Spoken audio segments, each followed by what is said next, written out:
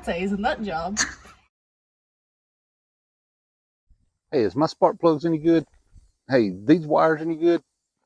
These were laid on the shelf. How do I know if they're any good? I'm going to show you a very old school way, kind of old school. Maybe not old school at all. I'm going to show you a way that you can check your spark plugs and your wires to see if they're any good or if they're complete trash. Let me explain. Okay, so let's talk about spark plugs. I did a video, I don't know, gosh, probably been a year ago, on how to correctly read spark plugs. A lot of people just hold them up and go, yeah, Rich, yeah, it's doing this, it's doing that. I didn't go into a ton of detail in that video, but it seems like that video got a lot of views. So today, let's go through another spark plug video, and I'm going to show you how you can test the spark plug to see if a spark plug is good or not. Just because there's a little bit of spark on the end of it doesn't necessarily mean it's good. It's living up to its full potential, if you will. But one of the things that I will quickly go over is the components here on a spark plug, because some people may not be aware of it, may not watch the other video. You have a piece of porcelain here, but this piece of porcelain is not just here. It actually runs all the way through, and you can't see on this. It's an old used plug that I had laid in the shop, and the porcelain comes almost to the tip right there. Think of the porcelain as an insulator. It's really what it is. And then this metal tip right here on the very end is this core that runs through it. It goes from here to here. That's what transfers your spark. This keeps your spark from escaping, basically, and funnels it down. Layman terms, the easiest way to describe it. This is just a ground strap. Now, we talked before about how to read a plug. You can read how your fuel is, if you're rich or if you're lean. You can see your timing marks, and you can tell the heat range of the plug if it's correct, all by reading this plug. Now, there's an old video for that. You can go back and watch that. Today, I'm going to give you an idea of how to test spark plugs to see if a spark plug is good. And all you need is an ohm meter, multimeter, to test your plugs to see if they're good. It's pretty simple to do. It's pretty easy. Let's go through the process here. I'll show you how to do that and what that looks like, what to look for. Okay, so we've got plugs here. I grabbed a couple plugs that were laying on top of my toolbox. Honestly, I have no idea if these plugs are good or bad. I have not checked them. I have not looked at them. We got a couple spark plugs, and we got a multimeter. Now, to check these, you want to put this on your ohms setting, or your little horseshoe setting here, and we're going to check them. Now, what we're going to look for before we do it is we're going to touch one end of the lead to the end of this, and then one end of the lead right to the tip of this down here. Now, I'm going to go through and show you how to do that. So, as I mentioned, turn over here to our little horseshoe setting, our little ohms. Put one end right on the very tip of our plug. We want to be on the end of the plug down here, right in there. And I'm going to hold it. I'm not going to put my hand up here, so I don't want to skew any results. And I'm going to just touch the very tip of it right there. We're showing 6.7 ohms, and it's holding steady. Now 669. Okay, there you see it showing 6.69. So now, as far as what the actual number is that you should see, you need to look it up for your plug to see what it is. While I'm sitting here, I'm going to go ahead and grab the second plug and do the same thing with it. And let's look at it. Oh, wait a minute. Oh, there we go. Look at that. You see how that's jumping all over the place right there? That tells me there's an issue inside this plug. So we're going to lay these two plugs separate right here.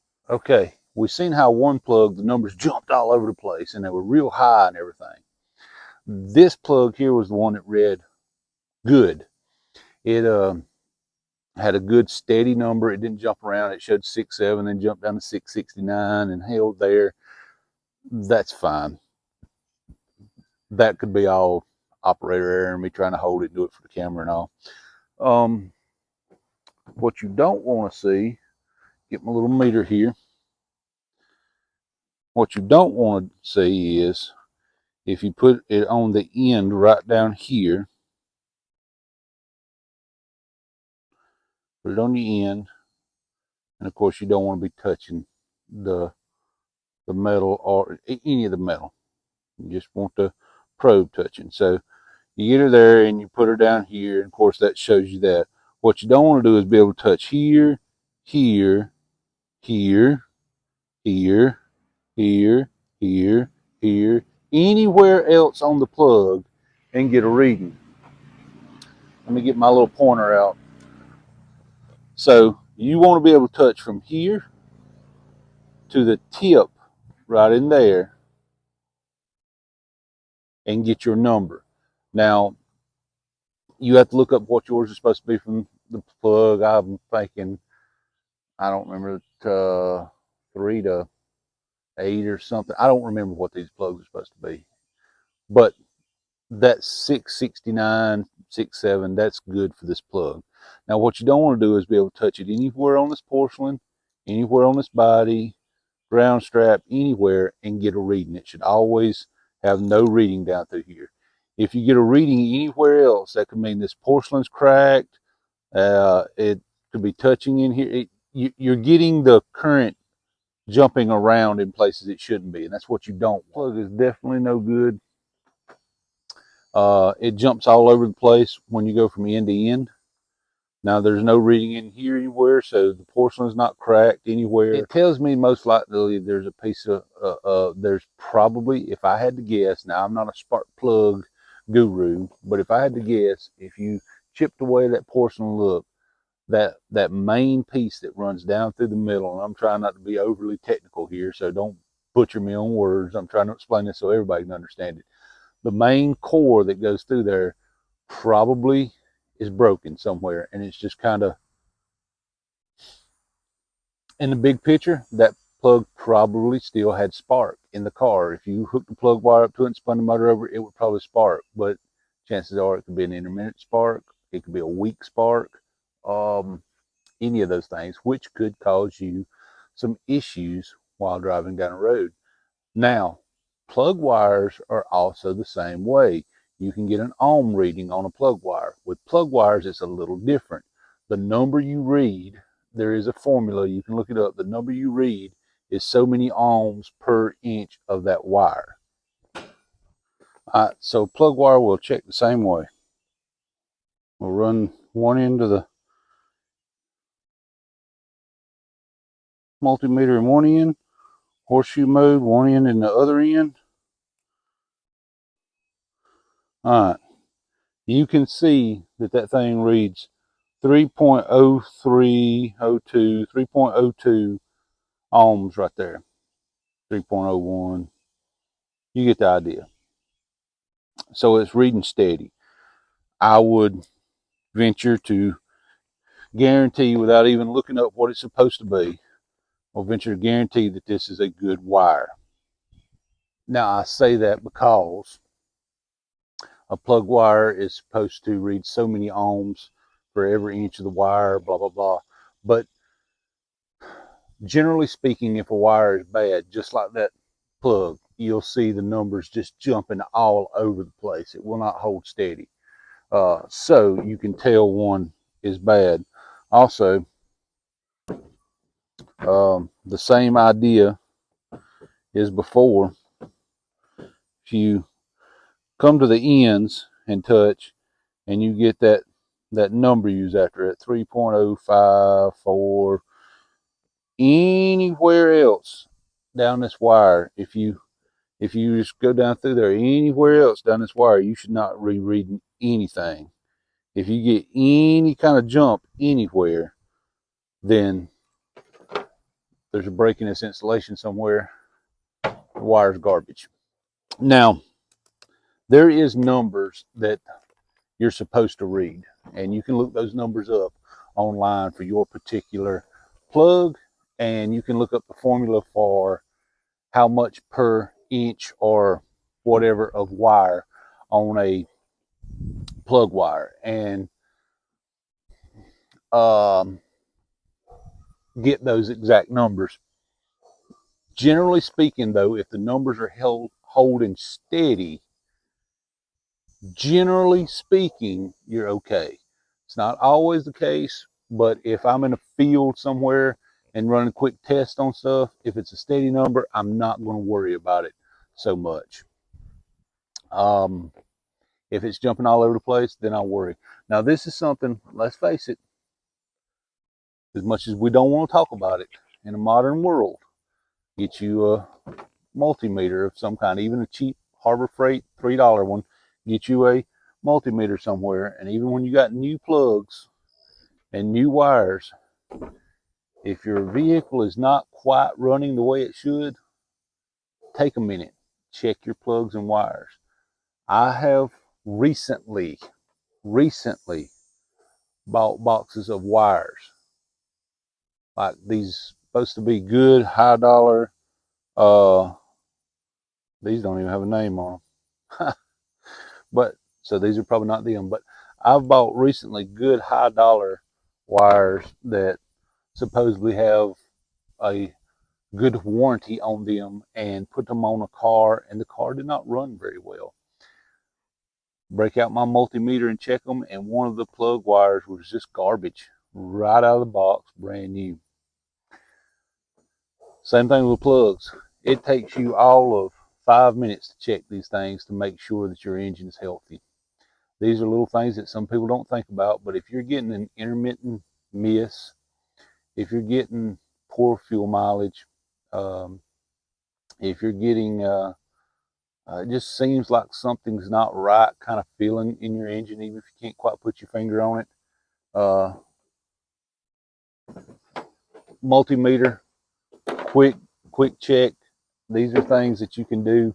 It won't take long, and you can check all these things and check your ohms, see if they're holding steady. Chances are you will be shocked at some of the results you find. Hopefully, this is a quick video that will help somebody in the future.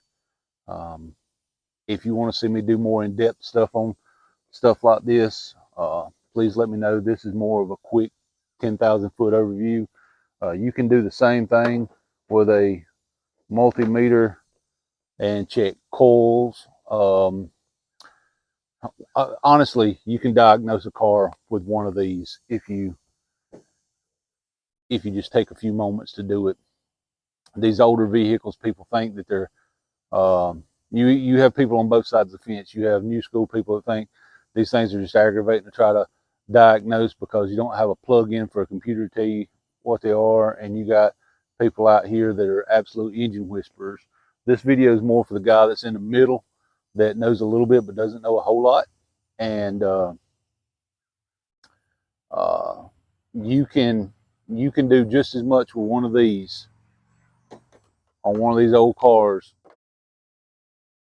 and diagnose problems just as easy as you can with a modern car with a plug-in computer, because this little multimeter right here, once you understand them and understand how to use them, these little multimeters will absolutely tell you everything you need to know. You just have to know what numbers you're looking for, unlike a computer that knows all that for you. Hopefully this video helped somebody. I just wanted to put a short video out there, and it seems that so many people had been interested in the previous video I done where I was showing how to read plugs, that it was something that probably people are interested in understanding more of how to do things. These things can tell you so much about your car's health, but they have to be healthy as well. That multimeter will tell you if they're healthy. God bless y'all. Hope you have a wonderful day, and we'll see you next time.